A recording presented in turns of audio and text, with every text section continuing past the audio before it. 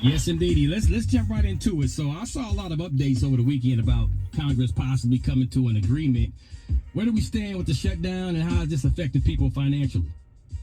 Well, hopefully this agreement will be coming forth soon because you think we went into shutdown October 1st. Now we are at November 10th, and you still have people 6, 7 weeks later who still have not been paid. So really, by the numbers, you have about 1.4 million federal workers who are not paid.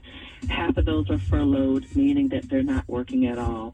The other half are considered more essential workers and have been working but have not been paid.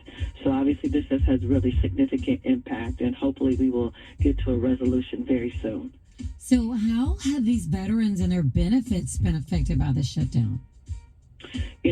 Fortunately, veteran benefits have not been impacted. So whether you're talking about their pay, their medical benefits, any of their outpatient clinics, fortunately, all things for the veterans have been full steam ahead.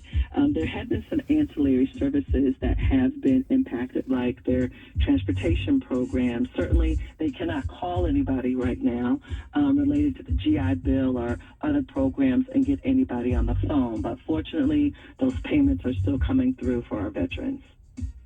Okay, so Janai, let's talk about these SNAP benefits. So we've seen everything from they're coming back on partially to they're back on fully to the Supreme Court putting them back on hold, and then Trump saying there's certain states that are trying to fill SNAP on their own that they need to stop.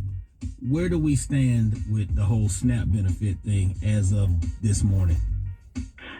This SNAP benefits thing has been so confusing. So first of all, let's level set. We have over 40 million Americans that depend on SNAP benefits. That's like 1 in 8 people who take advantage, and that's the Supplemental Nutrition Assistance Program. So we know food stamps. That's what that stands for. Now, although it's a federal program, SNAP benefits are distributed by the state. So that's why you've heard, well, California, New Jersey, and Pennsylvania, they're getting full benefits, and other states are getting partial benefits. And so different states have done different things. So if people want to know exactly what's happening, you have to deal with it at your specific state level. So yes, you're right. The Supreme Court came back in and said you have to fully fund. Trump is saying something else. Different states are doing different things. So obviously that relates to November.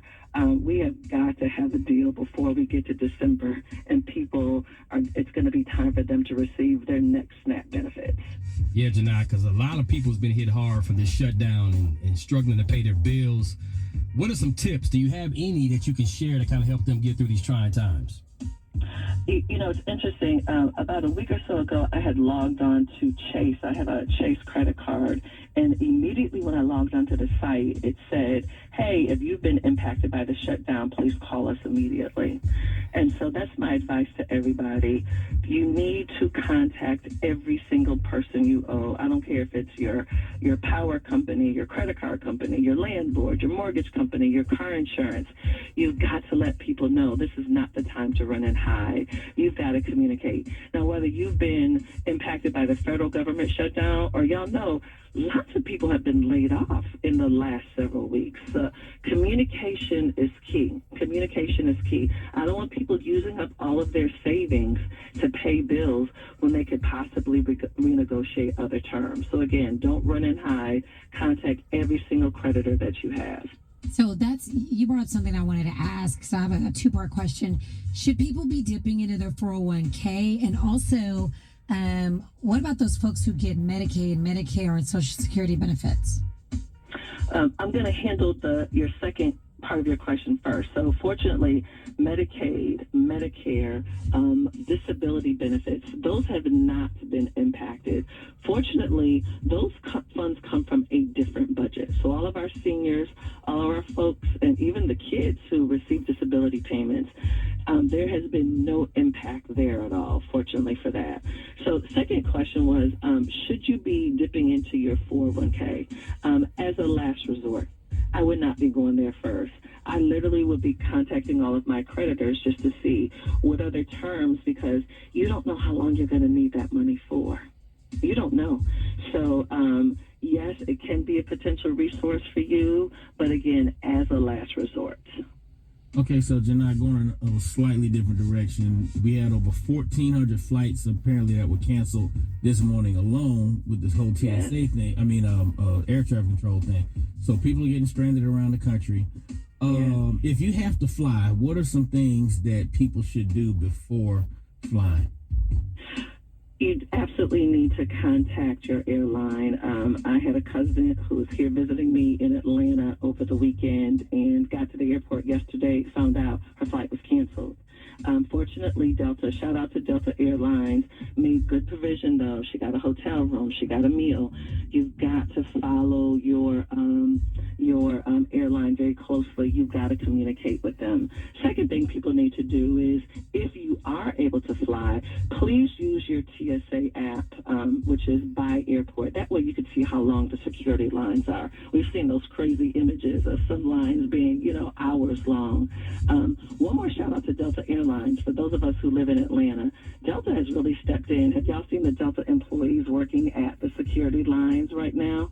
I mean, we are moving in Atlanta, the nation's busiest airport. And I've even seen in other airports how third-party security companies now are running security now. So I see how the airports have pivoted, but it's going to be very painful, particularly we're coming into this busy season, this travel season. People may need to look for alternative ways to be with their family during Thanksgiving. We're talking with finance and legacy expert Janai Thornton. So if you got any questions or on your finances, estate planning, investments, now's your time to call. 8669-RICKY, 8669-RICKEY. More with Janai Thornton. That's next on the Ricky Smiley Morning Show. The Ricky Smiley Morning Show, baby. Grand afternoon. I should say, my fault.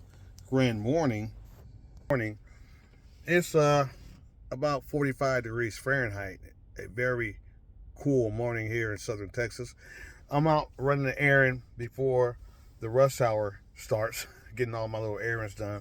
And I wanted to, for you guys to listen to this talk radio that I just got through listening to.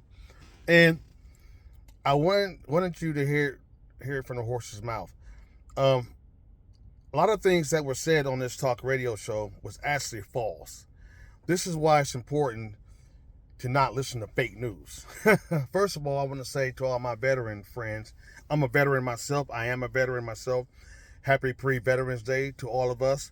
And as you listen to this talk radio show, some of the information that was put out was actually false. The government is actually reopened now. The Senate Democrats finally opened back up and passed the bill by vote yesterday. So it's open. That's the false information that they put out, that it's still closed. It's not closed anymore. That's wrong. The other false information was about military pay. The military was paid during this government shutdown. Trump administration made sure that they were paid on October the 15th, and I think they were paid on November the 1st too, if I'm correct. So that was more false information. Another false information is people are putting out, I see a lot of YouTubers putting out false information about how government employees who were not paid during this government shutdown via the Democrats were not going to get any back pay, which is totally wrong, people. That's totally wrong. They were not paid, but they will get all their back pay. That's a fact. The government will repay them all their back pay. So people putting out, subscribers putting out this wrong information. The government employees who were not paid, they're never going to see that pay again. That's false information too. So be careful for the fake news out here, people. I'm keeping it real with y'all. A lot of fake news out here. You got a lot of people out here who don't like the current White House administration, who don't like Trump, and they're putting out false information. Me, myself, I'm going to be real on both sides. I'm an independent. I'm not a Democrat. I'm not a Republican. So I'm always going to give you the right information. So be careful for what you're listening to.